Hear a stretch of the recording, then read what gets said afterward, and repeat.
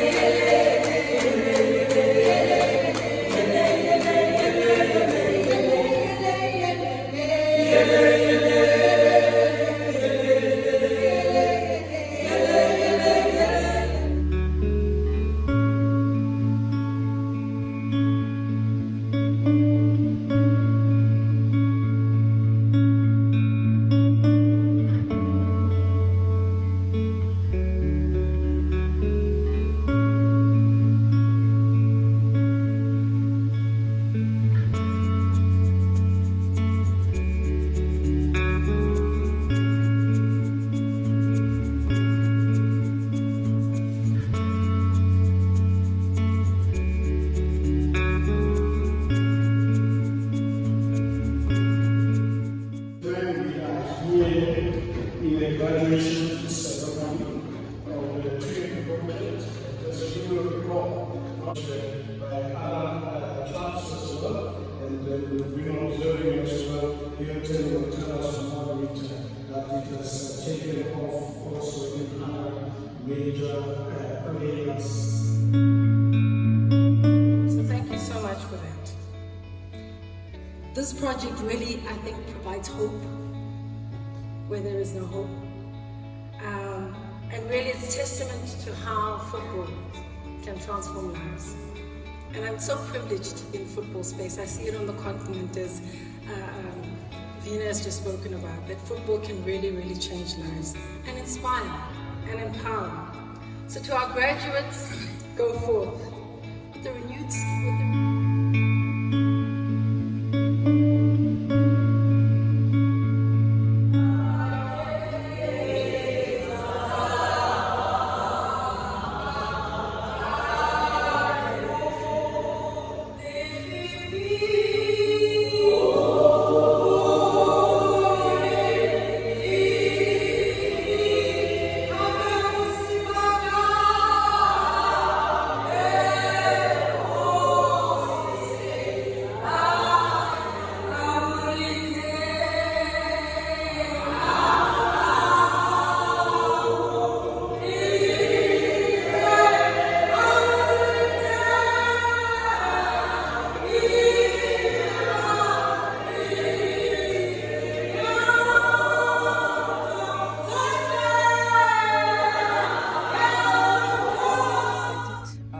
there are very few opportunities for women out there, and I'm excited that Kaizer Chiefs and FIFA have decided to have this project with women in the correctional services. I think we forget that they've made a mistake, like we all do, but they landed up in the correctional services, and God gives us second chances and forgives us. So maybe some people out there have forgotten about them, but they need to stay strong. They've now been upskilled. They now got an opportunity to go out there and make a difference in the world, and I think that's what it's about, to make sure that whatever they learned during this project, that they can go out there and make a difference, even if it's one person's life we will touch. I think that is the important thing, using that opportunity not just to make the difference, but to create more opportunities for themselves and for those around them. It's not the first time I work within correctional service. I was part of a project for the 3 years just leading up to the World Cup, where I was part where we went to do coaching courses and use the inmates to get a certificate, and also make them realize that they can make a difference. It's important that we know that if God forgives us, why can't we forgive people? We might have lost family members along the way, but everybody makes a mistake. Theirs is just bigger than ours, and we mustn't forget that they're also human beings that they've just taken a wrong route, but now hopefully through this program they can redirect and make sure that they become who they want to become, but also create opportunities for the others coming through and the next generation coming through, to make sure that they would have made that little difference. Doesn't matter how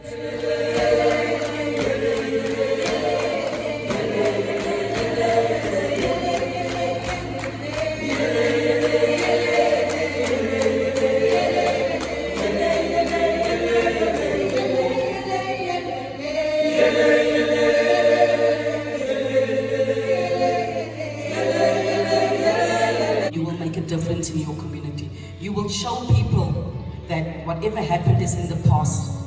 And as the commissioner said, new beginnings. This is the start of new beginnings for you. This is the start of possibly the next Banyana player, possibly the next Bafana player, we don't know. But because of the upskilling that you received, grab this opportunity. It only comes once. And make sure that whatever you have learned here, make sure that you apply it when you go out. Make sure, I'm sure many people have given up on you, but God doesn't give up on anyone.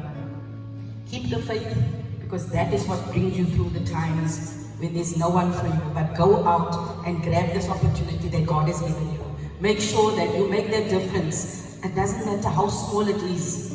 If you put a smile on some kid's face when you go out there, you would have made that difference. Thank you, Jessica. Thank you, FIFA. Thank you, Correctional Services, for this opportunity, because it is so important. And on top of it, you are women. There are very few opportunities for women. And thank you, FIFA, for making this program available to women, because women are nurturers, and we need to go out there and nurture the next generation. Not just of football players, but the next generation of human beings, and show them what is out there for them, what is out in the world for them to be able to live their dream and to become who they want to become. Thank you.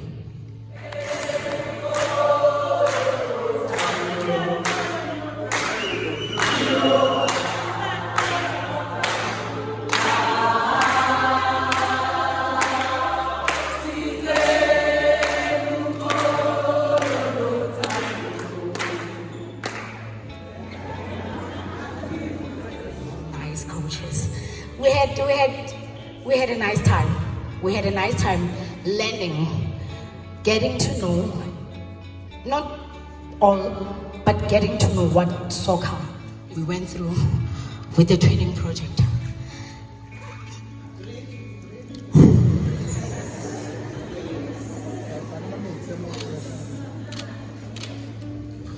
Okay. Jessica Mutau, I think we were not going to have the power to do this if you were not a woman. So we had the power to get into this with full power because it was introduced by a woman. Thank you. And the FIFA Foundation, our CEO, Mr. Hilton, we thank you very much. We are not going to achieve this without our sweetest coaches, Mr. Muzi and Mr. Alfred. Okay.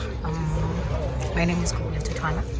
I am from Bris, and my being here, it's due to murder and kidnapping.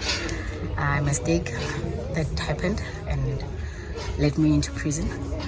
But being into prison, I got introduced into so many positive things that I could say that my going outside, it's definitely me being versatile or being diverse to the others that think that when you are in prison, there's no hope for you. There's a dark cloud over you and what. This training project has brought so much positivity and hope into our lives that we didn't even think about it. You know, at first when it started, we didn't know anything about soccer. But when it started, we got to know more about soccer and to engage more with the people. And I didn't know that coaching is a lifestyle, hey? And my biggest coach, Atazwani, he taught me that coaching is a lifestyle. So I take it from him that coaching is a lifestyle. So from now to outside, I'm definitely gonna need them to apprehend me on my plan of getting small kids and open my own small soccer club. That's exciting. We will get to your relationship with Coach Zwani just now, but first I just need you to explain to us when were you sentenced and then when are you expecting to leave this place? I got sentenced to 2018 on the 28th of August, and I'm leaving this year on the 25th of August. So yes. Any regrets, and what are you going to do differently when you leave? I regret not having a backbone. Yeah, that's my most regret. I regret not having a backbone, of not being able to say no, and trying to be a people pleaser, trying to be a friends pleaser. And I've learned that I can be on my own with the people that are positive towards my life. Yeah. Okay, and then tell us a bit more about your relationship with Coach Zwani. Coach Zwani, he used to call me trouble. Why? Because he said that I like ask everything. Like I ask. I'm this curious person who asks, points out questions. Okay, when this thing is like this, how do we do? How do we go about it? How do we do it? And then he used to much. So we created this bond with Coach Atazwani that when he left, I couldn't stop crying. Really? Yeah, I could not stop crying. But yeah, I think it's greener pastures. Yeah. Calling. What is it that you say you saw in him that you didn't have before coming in here? In Coach, yes. Atazwani. I'd say I saw a father. I saw a father, a very supportive father, a very strict, but very supportive father. Okay, I'll cut it off for just now. Okay, just lastly, words of advice to someone who is watching out there, or any young person who's watching, just words of advice. Whatever that you want to do in life, go for it, run for it, make effort and fight for it. More especially, pray. Yeah. God always comes first. Gotcha. Thank you so much.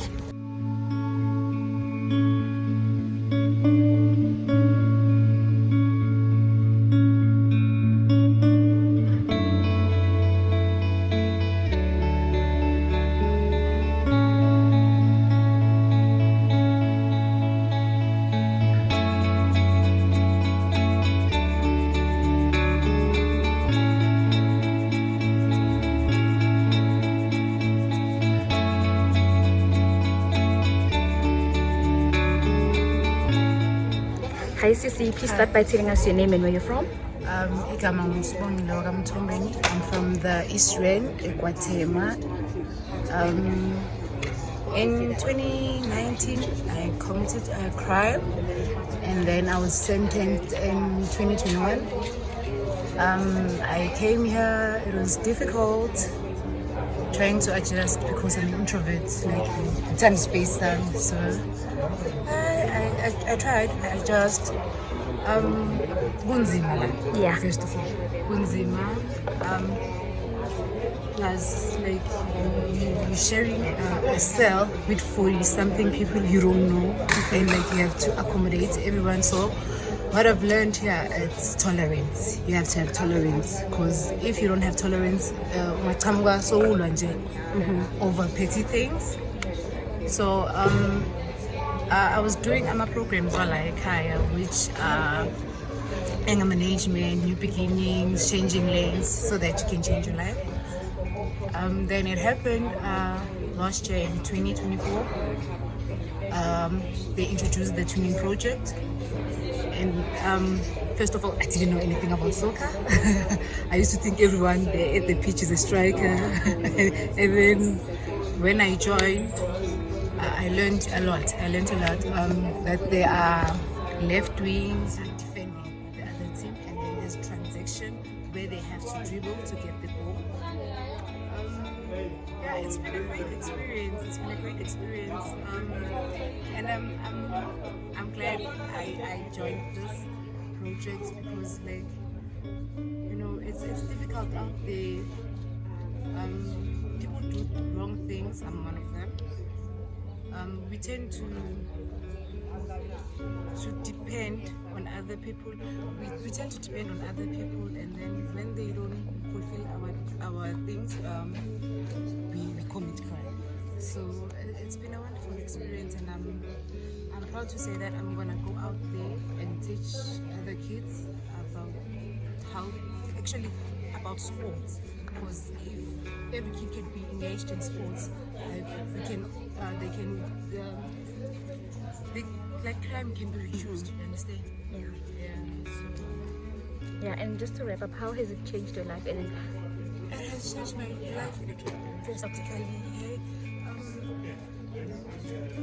I'm a new person now, and teach the kids that and show the people in my community that I have changed. There's something new. thank you.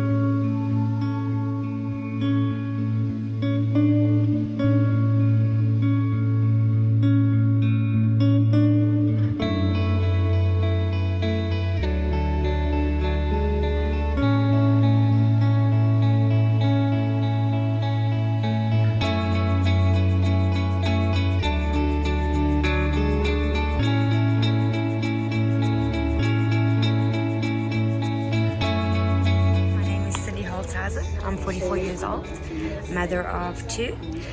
I was sentenced 2 years ago for fraud.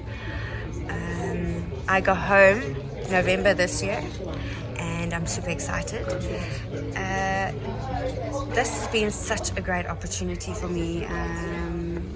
Kaizer Chiefs and DCS introducing this has definitely given me a new outlook for my future out there. What I want to do with the program when I'm outside is I'd like to open up a soccer academy for girls in Alberton area, and yes, I'm super excited to show all the other girls out there what they can do, that it doesn't have to be a boys' sport, it can be a girls' sport as well. And yes, that's about it. Yes. And then when did you get sentenced, and how has the experience been for you inside? I was sentenced May 2023. Yes. It's not very nice inside. It's every day, like Gugu, one of the other offenders, mentioned. She mentioned how difficult it is. You know, you get up in the morning, you do your parade, you don't have a plan for the day at all. You never know what you're going to be doing. You also don't know what you're going to come across. So it's very, very difficult inside. But at the same time, it also makes you have a look at yourself, you know, a deeper look of yourself. You get to work on all the other things that you don't work on the outside. Cool. And lastly, let's speak about any regrets, and then what would you do differently when you go outside?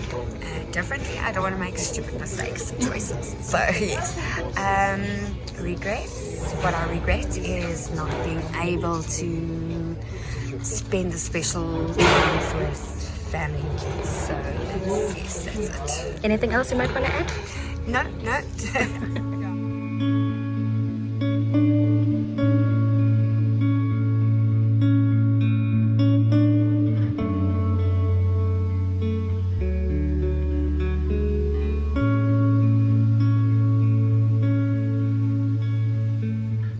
Your name and maybe where you're from. My name is Bonila Sibego, and I am from the East End in Davidson. I was convicted for fraud and theft and sentenced for 5 years in direct imprisonment. That's how I ended up in the correctional services. Okay. And then when were you sentenced, and when do you expect to leave? I was sentenced on the 9th of April 2024, and I am expected to leave next year around October. Okay. How has experience been so far for you inside? Me being here, if there's one thing that I've learned is that if this is how me live my life, that's how I live my life. So God chose me because He trusted me that I'll be able to handle this situation. So for me being here, I've learned a lot and I've grown a lot in terms of personality, setting principles for myself, and I've learned to reflect each and every day on my daily basis. So I've grown and learned a lot. Do you have any regrets? Yes, I do have regrets because I have left my kids at home. So there is no way that I would think to regret not being with them. Yeah. Tell us more about the project. How has it been for you? With the tuning project, it has been a life-changing for me opportunity, and I am very grateful for it. Hence, it has taught me a lot of things. It has taught me how to become a woman of principles, because soccer is a life skill. So now I am able to reflect on the basis as done wrong and Okay, and lastly, just to motivate or maybe to warn someone who is out there and who might be watching this video, from your experience, just sister to sister, woman to woman, just to say no matter how much difficult that can be, what should they do, what should they not do?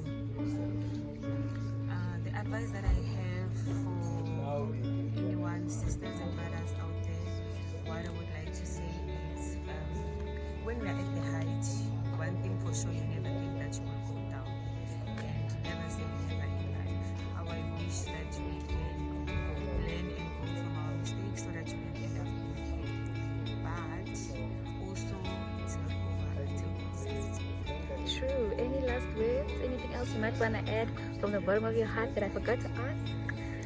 Okay, what I would like to add is that I am grateful for being here. I am grateful that God chose me to be here, because a wise man once said, growth happens in discomfort, and all those who want to grow they must accept the pain. Hence, I accepted the pain and I'm living and growing from it. And what's the first thing you're doing when you leave here? Once you get home, what's the first thing you're doing? First thing that I do when I leave here, obviously, is to be with my kids, but most importantly is to showcase what I've learned from this training program and coach young kids and use my skill that I've learned here. Yeah. Kaizer Chiefs and the Foundation. Thank you so much. Congratulations and all the best as well. Thank you so much. There's nothing you can take away from her. Also, it makes sure that you get your social cohesion, because where we come from, we are differently socialized. Some people were not interacting with other people. Some you were holding yourself and not interacting with others. But here, we've given you issues of your social cohesion, being out there and seeing the real you, not the lens of being an inmate. Because behind that woman, there is a soft body, there is a fragile woman that needs all of us to build. So today, as we are here, you are encouraging most of our founders who are there, who are not participating. The second batch is coming, the third batch is coming. Everybody's challenged to say, let me do it. Some of you, you'll be receiving certificates today. Maybe it's your first certificate in life. And for us, it is very important, because when you are taught how to coach, how to plan your field, the things that were said here, that skill, coach Dennis, as you participate, this program has produced an active and winning society that is ready to integrate to communities. And see, she's saying, oh guys, I'm going home. Our job as correctional services is done. Kaizer Chiefs, together with the foundation, you've asked.